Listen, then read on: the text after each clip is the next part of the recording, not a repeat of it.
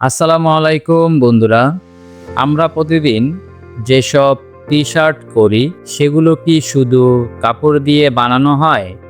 না, এর পেছনে থাকে গার্মেন্টস ফ্যাক্টরির অনেক পরিশ্রম আর ধাপে ধাপে অনেক কাজ।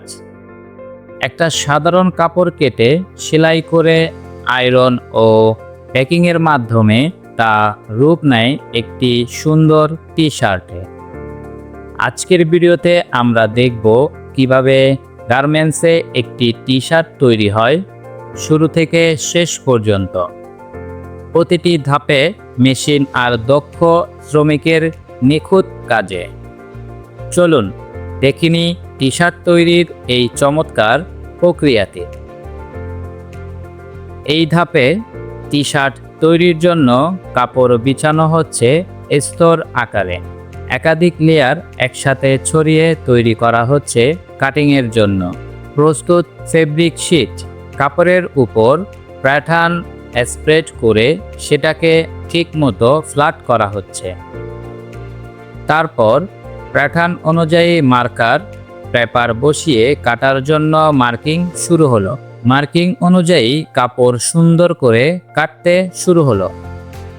এই ধাপেই কাপড়ের সঠিক আকার এবং প্যাটার্ন কেটে নেওয়া হয় টি-শার্ট তৈরির জন্য। টি-শার্টের প্রধান অংশগুলো হলো বডি স্লিপ বা হাতা এবং রিপ বা কলার নেক। স্লিপ হলো টি-শার্টের হাতার অংশ যা হাত ঢেকে রাখে। রিপ হলো কলার অংশের ফিটিং যা টি-শার্টের নেককে আরামদায়ক ও টেকসই করে।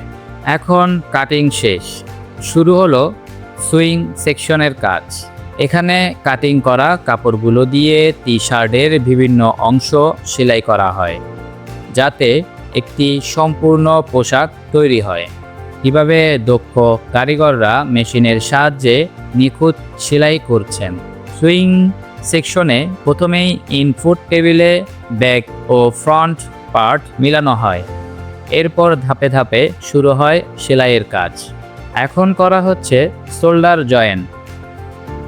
এই ধাপে ফ্রন্ট ও ব্যাক বডির কাঁধের অংশ সেলাই করে একত্রিত করা হয়। এরপর করা হচ্ছে রিপ সুইং অর্থাৎ গলার অংশ সেলাই। এই ধাপে টি-শার্টের গলার রিপ যুক্ত করে নেক শেপ তৈরি করা হয়। এখন বডির সাথে সেলাই করা হচ্ছে স্লিপ বা হাতার অংশ।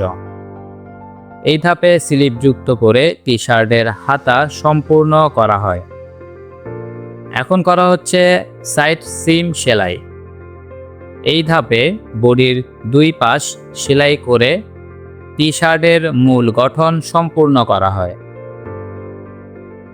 এখন আমরা দেখব স্লিপ রুলিং। এই ধাপে হাতার নিচের প্রান্ত ভাঁজ করে সুন্দরভাবে সেলাই করা হয় যা দেয় পরিপাটি ফিনিশিং। এখন করা হচ্ছে বটম রুলিং। টি-শার্টের নিচের অংশ ভাঁজ করে সেলাই করা হয় যাতে ফিনিশিং হয় পরিষ্কার ও টেকসই। এই পর্যায়ে স্লিভের নিচের দিকে টাক সেলাই করা হয় যাতে তা শক্তভাবে স্থির থাকে। এই পর্যায়ে গলার পেছনে ব্যাকটেপ বা পাইপিং যুক্ত করা হয় যা টি-শার্টকে দেয় সুন্দর ফিনিশিং ও বাড়ায় টেকসইতা। আচ্ছা চলুন এবার দেখে নেই এই ব্যাকটেপ বা পাইপিংটা কিভাবে কাটিং করা হয়। সেটিও কিন্তু একটি গুরুত্বপূর্ণ ধাপ।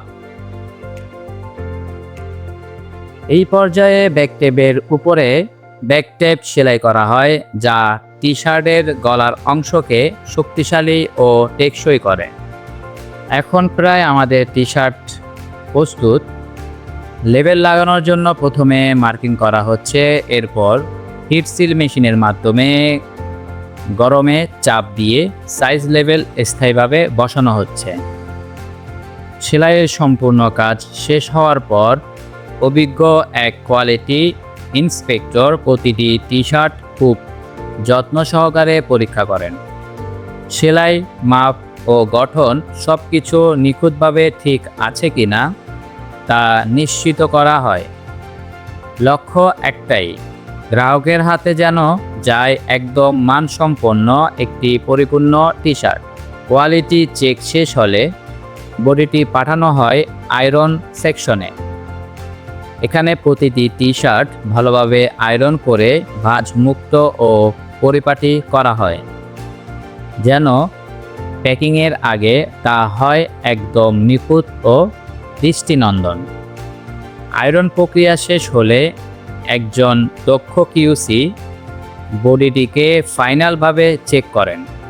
সেলাই, লেবেল, ফিনিশিং সব কিছু নিখুঁতভাবে হয়েছে কিনা তা নিশ্চিত করা হয়। সব কিছু ঠিক থাকলে টি শার্টটি প্যাকিংয়ের জন্য পাঠানো হয়। ফাইনাল চেকিং শেষ হওয়ার পরে বডিটি ভাঁজ করে প্যাকিং সেকশনে পাঠানো হয়।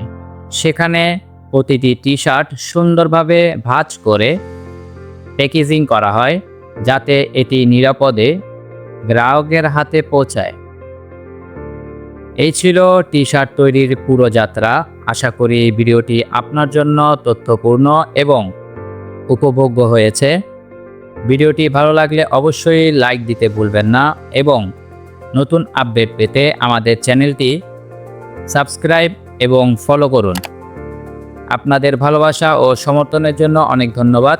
আগামী ভিডিওতে আবার দেখা হবে। সেই পর্যন্ত সবাই ভালো থাকুন। আল্লাহ হাফেজ।